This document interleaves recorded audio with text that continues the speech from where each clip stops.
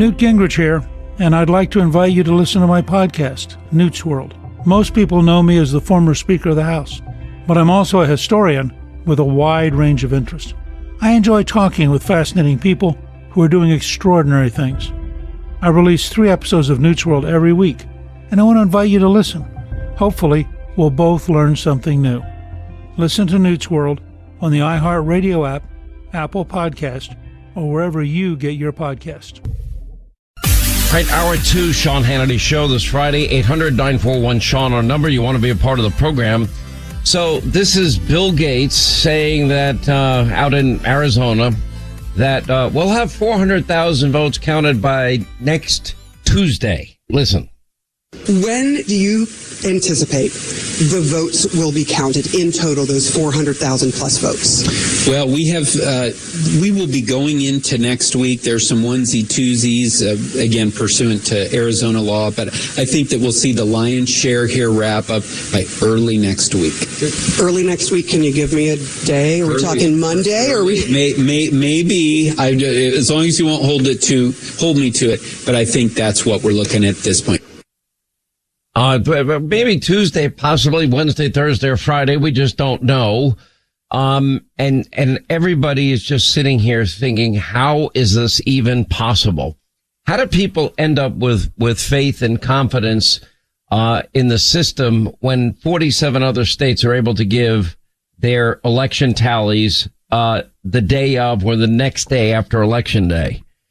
This has got to stop. It is so unfair.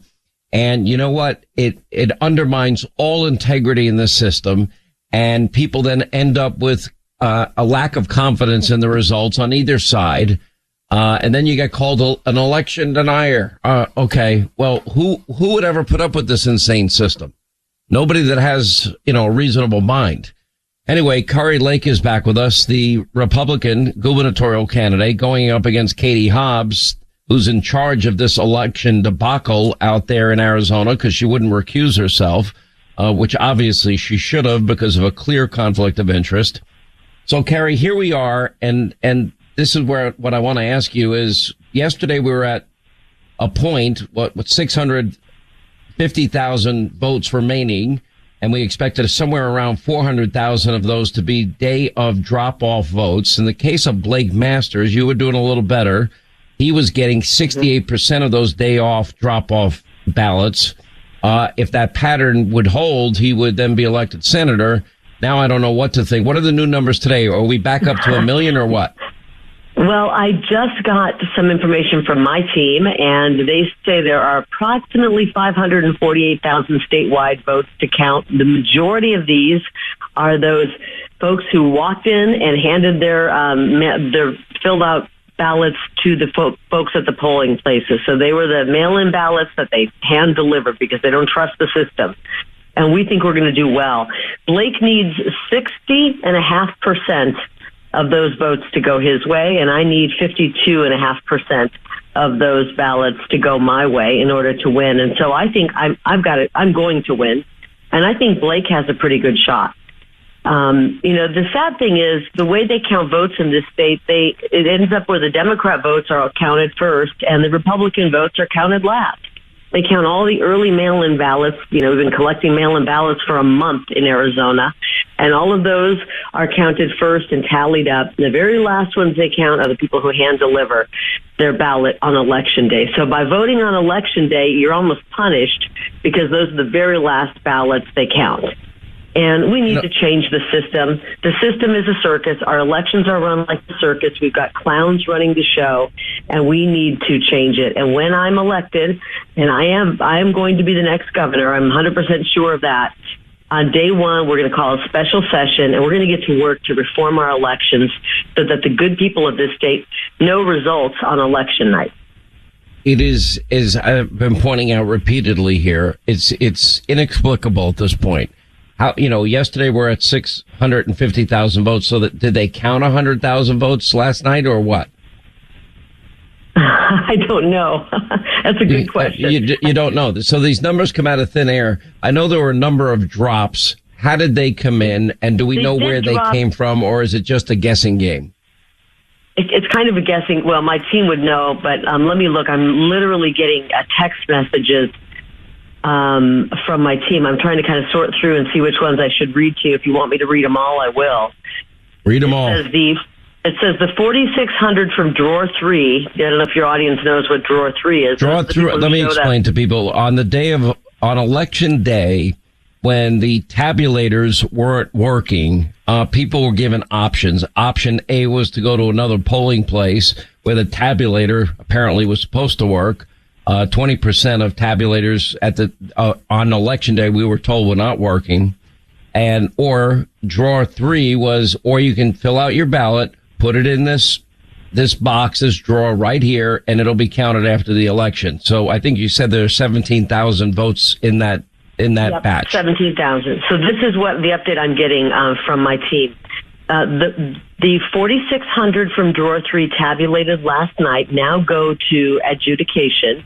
If one single ballot in that batch needs adjudication, they hold the entire batch back, and then they add the vote counts after the adjudication is complete.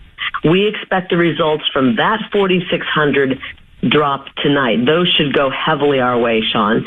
On the approximately 12,000 others from drawer 3, they are tabulating them right now, and then they go to adjudication, and we will not be getting those 12,000 tonight.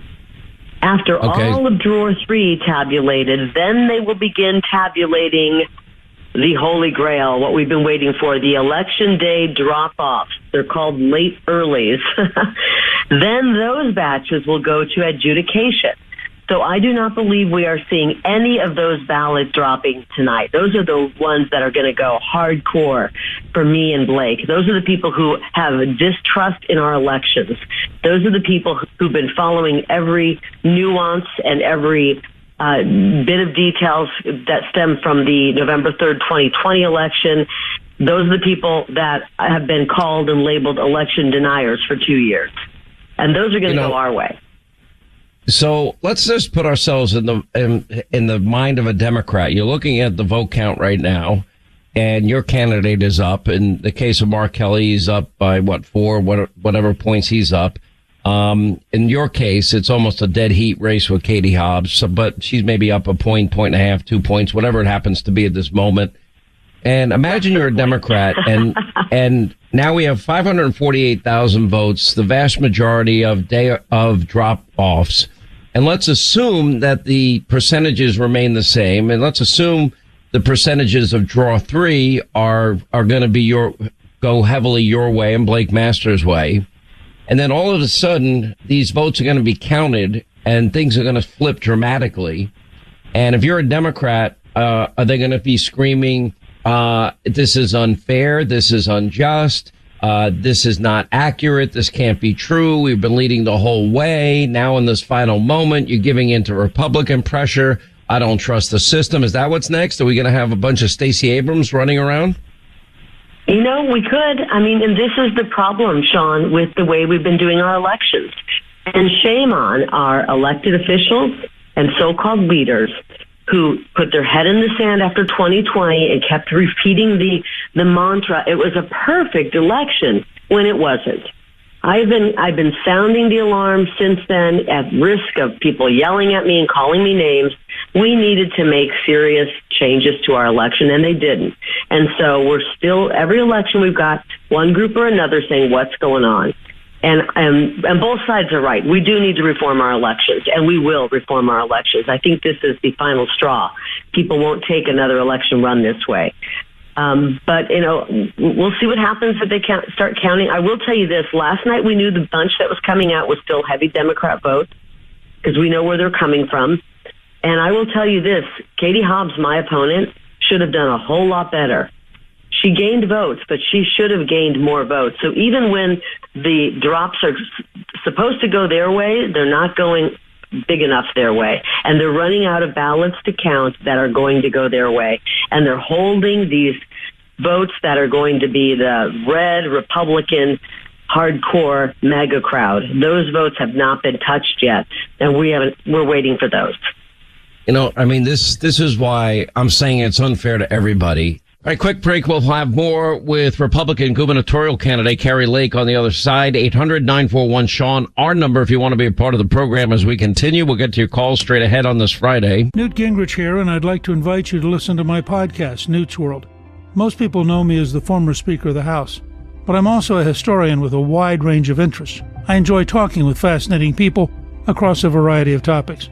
On Newt's World, we've had some extraordinary guests join us, like former Secretary of State Henry Kissinger. Ending the war in Vietnam was a necessity in order to help heal the divisions in the country. John Clifton, the CEO of Gallup. The world has been winning the war against hunger for 4 decades. In 2014, it switched. We have a serious hunger crisis. And House Republican leader Kevin McCarthy. What I've really found the Republican Party to be, it's the party of the people, the working people of America. I release 3 episodes of Newt's World podcast every week, and I hope you'll find my conversations engaging and informative, and hopefully we'll both learn something new. Listen to Newt's World on the iHeartRadio app, Apple Podcast, or wherever you get your podcast.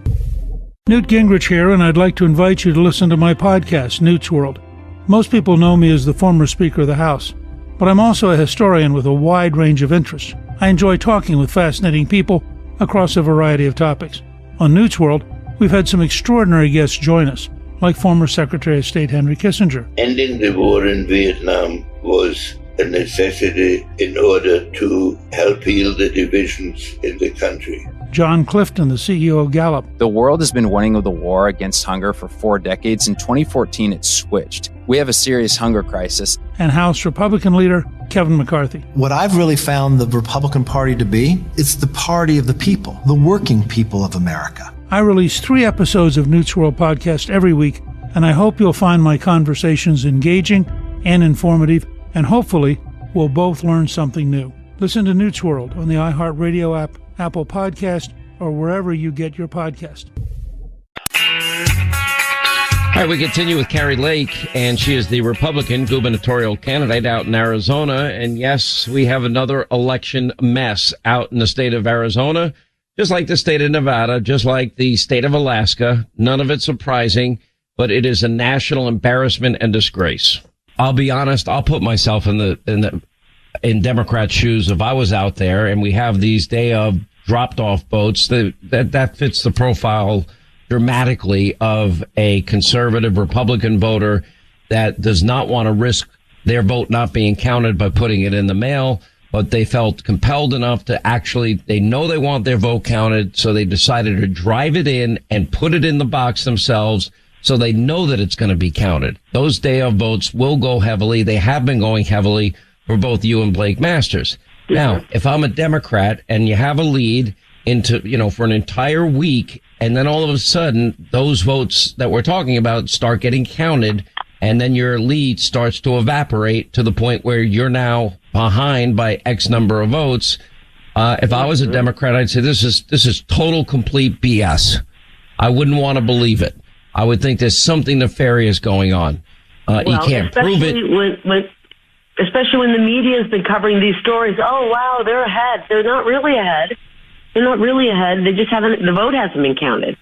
And so they might be believing what the media is saying, which is, wow, look how great that Trump's people didn't do good. Trump's picks, whatever they're pushing, whatever that narrative is, it's a false narrative. The narrative should be, the honest narrative, the honest story should be, they're taking a long time to count the votes, and we don't know who the winner is. It shouldn't be. It's really amazing to me, Kari, because, and I go back to Marco Rubio. I've been quoting him a lot because they counted 7.5 million votes and they did it in under 5 hours in the state of Florida. And if Florida can do 7.5 million votes in under 5 hours, and you're going to take days upon days upon days to do 400,000, then 400 becomes 650,000. And now we're down to 548,000, but we don't know if a full 100,000 was counted yesterday. I mean, it's just so unfair to you. It is unfair to Blake. It's unfair to every Democrat. I have no sympathy for Katie Hobbs. She's running this system. She's in charge of this system. Mm-hmm. Ever since January of 2021, I've been calling for every state to adopt, election integrity measures, which are signature verification, voter ID, chain of custody control. In other words, that once a ballot arrives, it is on camera the entire time and the public would have access to watching it. Updated voter rolls and partisan observers watching the vote counting from start to finish. I mean, I don't think any of that is unfair. I don't think it's burdensome. I don't think it's, it brings integrity into the system. Now, I would even take it a step further if I had it my way, and I said this to you on TV last night. I would have a national holiday. It's called Voting Day. And unless you're infirmed or elderly and you can't get to a ballot, and get to a precinct, or you're going to be out of town, you can request an absentee ballot. All of the voting would be paper ballots, day of. Partisan observers watch all of the voting and they watch all of the vote count. And guess what? By the end of the night, we're going to know who won. If it's close, count it again. If you want to count it 5 times, count it 5 times. I don't care. But the reality is we'll know that night. This nightmare scenario, which is unfolding here in Nevada and Alaska, can't continue to happen. No, it's not rocket science. It's pretty basic stuff. We've been voting for centuries. It's pretty basic. You vote, you count the vote that night. Paper ballots, small precincts where you can count right there on site. There's a million ways to do it, and we need to make it easy to vote, impossible to cheat. And I will tell you that you're right. They need to they need to bring honest elections to Nevada as well. It's not fair to the candidates. I'm more sad for my volunteers, my teams, the people of Arizona who got behind this movement and have 2 elections now, the August 2nd primary and this amazing election. We're not able to fully embrace the victory on election night. And that makes me sad because we had the biggest volunteer team in the country, the most exciting campaign in the country. We have a movement and they didn't get that proper celebration, but we will have it. I do want to say one thing to your listeners. I know you have a lot of them here in Arizona. I know that adjudication, as they're doing signature verification, if you dropped off or mailed in a ballot, answer your phone if you get a number on there you don't recognize. They're calling people, and I found out they're sending letters in the mail saying, we need to verify your signature. If you get one of those, make sure you respond immediately so your vote is tabulated. I just saw a friend sent me one and said, is this a legit letter? And we passed it by our team, and they said, yes, it is. So check your mail and answer your phone. I know people don't like to answer strange phone calls, but just make sure that if you sent in one of those day of ballots, because they wanted to check your signature, they might be calling you to make sure that you did indeed. That's an important message. Entire countries all over Europe, South America, Asia, they count their votes in less than a day. Canada, France, South Korea, the UK all use paper ballots. They're all able to count 100% of the votes on election night. It's time for America to wake up and have a change. Democrats don't want that, but it's time for a change. Kari Lake, Thank you for being with us. Thank you, Sean, and thanks for the work you're doing to spread the word about this. Appreciate it. We're trying. Thank you. All right, 25 now to the top of the hour. 800-941-SEAN if you want to be a part of the program. Somebody knows a business guy in Saudi Arabia and calls me and says, hey, you want to talk to this guy in Saudi Arabia? And I'm like, I don't know who it is. I have no idea who this person is. And I said, by the way, I have something that I'm in agreement with you guys. You shouldn't be providing our energy. We have more than you do. We should be producing it here in America. I think the guy, can you imagine me saying that, Linda? I think the guy was a little bit shocked, to say the least. I said, we don't need your oil. I think it's great, that you even had the opportunity. I think most people, if we had the oil with your oil and whatever else you think you're going to get. That's what I said. I said, I agree with you guys. You shouldn't increase production for us. We don't need your oil. We should be doing it right here in America. And so I think it took it off. By the way, I said to him then, I go, do you know MBS? Do you think he'd sit down for an interview with me? No, you didn't. I did. You tell him you'll fist pump him? Just say, I'll give him a quick fist pump. What's that? And tell him you give him a fist bump, just like Joey I'll did. shake his hand and, expect to die the next week. I don't know. There you go. There you go. That's positive thinking, right? Absolutely. I mean, I think it's in keeping with the theme of the week. Though? Oh, I'm friends with this media guy, and you probably have never heard of him. Apparently, the guy did hear me. That's kind of surprising, don't you think? Well, not really. You're pretty popular in Israel, and they hate Israel, so I'm sure they hate you. So you're advising me, if I did get the interview, not to go? I mean, you were willing to go on The View. I mean, you seem to like to walk into situations that are, similar to walking into hell. So go for it. Okay. I will not be on that trip, though, just so you know. I'll be very busy that week, whatever week that happens to be. So one of my sources told me, and I never really went deep into it, that when President Trump, on one of his meetings with Kim Jong-un, that the Korean delegation didn't take a single bite of the food. Not one. No way, really? Yeah. And that the reason given was, to me, it was obvious they didn't want to get poisoned. I'm like, okay, what do you think? The United States is going to poison your food? Now, the sad reality is, in some countries, that probably would be good advice, especially for us, right? I mean, I wouldn't put anything past this government or any government right now. I've never seen the behaviors we're seeing. I don't trust anybody. Okay, we're not gonna poison foreign leaders. That we'll leave that map to the likes of Vladimir Putin. All I'm saying is there's nothing wrong with a good PBJ, and maybe you keep it in your back pocket. That's all I'm saying. You mean bring your own food with you? Listen, what did I do when I went to Vietnam? I mean, I brought one suitcase with just protein bars. I mean, and a thing of peanut butter. You did. She had like a whole bag full of just one bag. That's just right. A full bag. It was. That's right. And I'm like. And I was the only one who didn't get sick. Do you have any like cheese doodles in there? Any popcorn or anything? Anything worth eating? And then of course, where are we? We're in, I guess, Helsinki and Singapore. That was a little different.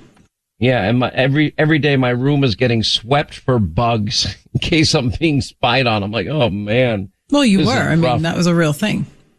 Well, I mean, we were told in Singapore that everybody that will be working at the hotel you're at is going to be a spy for China. And I'm like, no, come on. And they said, oh yeah, they'll all be spies. And anyway, so they went in and they swept the room and they swept it again. And then they put tape on it. And if the tape was broken, I wasn't allowed to go in the room. I'm like, I'm living like a James Bond movie here for a few hours. Oh, listen. And then Singapore was so freaking hot. And we do the show. It was 9 p.m. Eastern, was 9 a.m. Singapore time. And I'd get up and I'd have to throw on a suit. And, they had air conditioning, obviously. And then I'd walk outside. And within a minute and a half, my shirt was drenched. I've never had humidity like that in my life. Very, very hot. There's no question. Oh, man. And so after the first day, I'm like, guys, I need a fan. I need something. By the end of that first show, my jacket was soaking wet. That's how. Do you remember? So Dan Hoffman was on that trip, and he used to do his hits. Dan Hoffman. Oh, yeah. He used to do his hits. He was the one making us more paranoid. He, as a former CIA guy. Oh, no, he wasn't being paranoid. He was just keeping us up on what's reality. But he would literally get done the hit and go swimming because the pool was directly next to where you were broadcasting TV. Every single hit because it was so hot. Oh, it was crazy.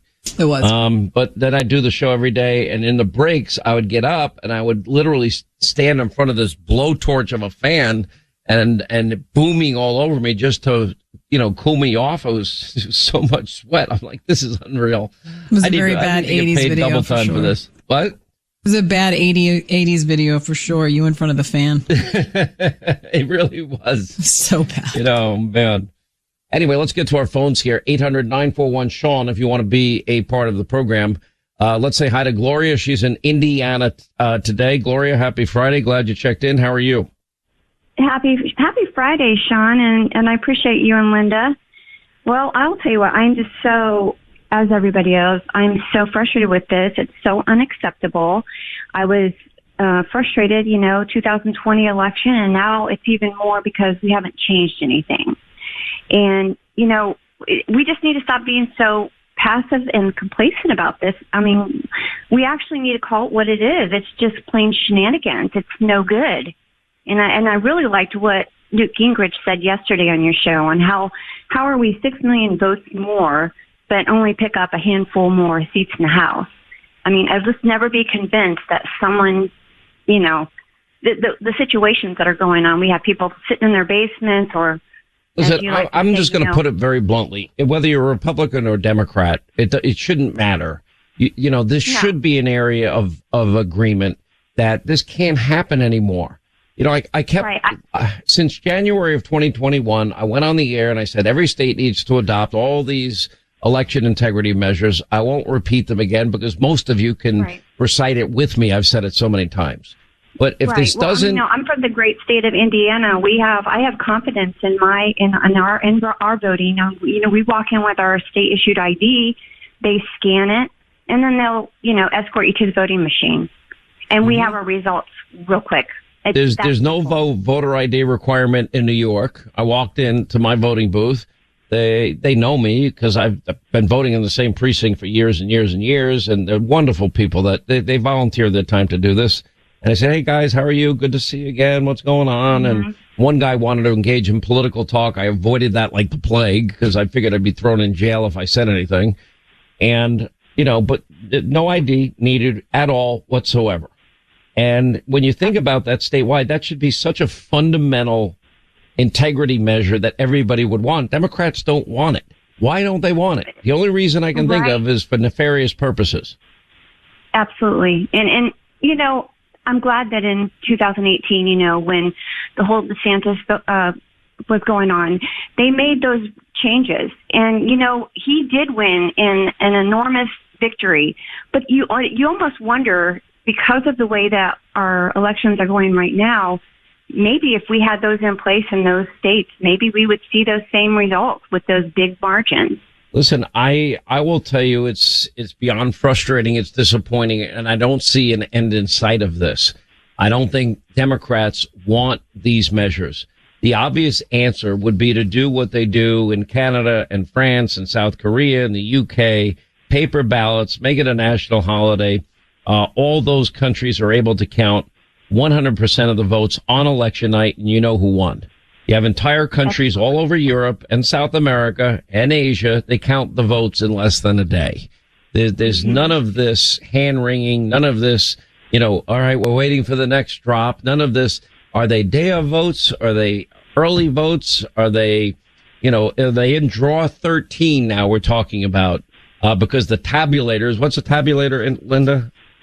It tabulates, and you're welcome again. I'll be here all week. If the tabulator doesn't tabulate, then you're given a choice to either go to another polling place, or you can put it in the tabulator drawer 3, they call them, and that's so. Can I interrupt for 1 second? Because I actually have some breaking news on this, and not to interrupt your caller, but Brady Smith is going to call in any minute. He's the chief political strategist for future Governor Kari Lake. Kari and Brady just called me on my cell, and I'm going to put him on the air right now. And he has some breaking news that Kari didn't have a few minutes ago, and I just said, you got to call in and tell us. Thank you for the call, by the way, Gloria. We love our friends in Indiana. You guys are the best. Thank you. Anyway, Brady, how are you? Glad you called. Doing well, sir. Thank you for having me on. Okay, so we just talked to Kari, and what we learned from her is there was 548,000 outstanding votes, and that she only needed to win 52% of them. The vast majority of those votes, we believe, are day of drop-offs, which would fit a Republican voter profile, and those votes had been breaking heavily for Republicans. What's the latest? That is all correct, Sean. The breaking news here out of Arizona is in at least 2 vote centers. We believe that number to be higher. There was an issue with the door 3 ballots. Previously, we thought that number was 17,000 door 3 ballots.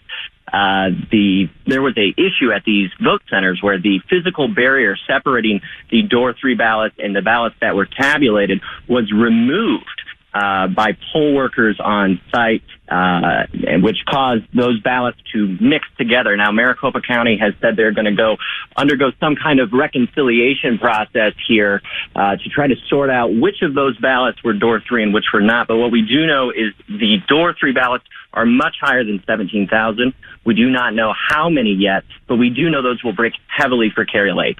It's unbelievable. We keep getting this information, and it keeps changing. I mean, it's now Friday. The election took place on Tuesday, Brady, and the varying scenarios that change, both in Arizona and Nevada. Explain this to me if you can.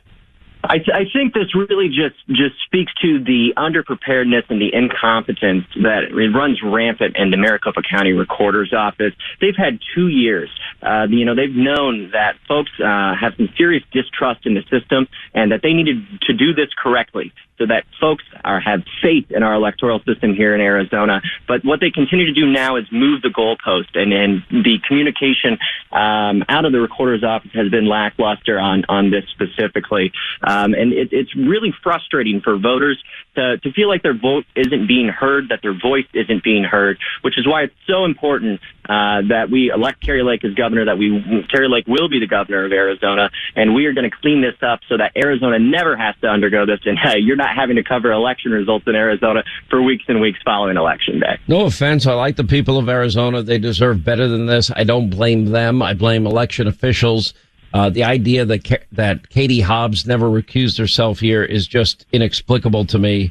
A clear conflict of interest. But, there's only so many times we can go through this. It's not only unfair to the candidates. It's not only unfair to the people of Arizona, but it's also unfair to the rest of the country. And the rest of the country wants to know the balance of power in the House, the Senate. They want to know how many governorships they won, they lost. People can accept defeat, but they can't put up with a process that is so dramatically flawed. And for people that say they don't have confidence or in the system, that the system doesn't have the integrity measures that it should have, they're absolutely right. And then that ends to what then the media will call election denialism.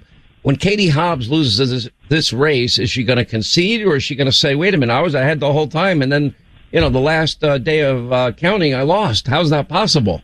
I could actually sympathize with her on that, but based on what we do know about ballots, which has taken an enormous heavy lift to find out, it certainly is explainable, but it's that would be a bitter pill to swallow for if you're a Democrat. It's not fair.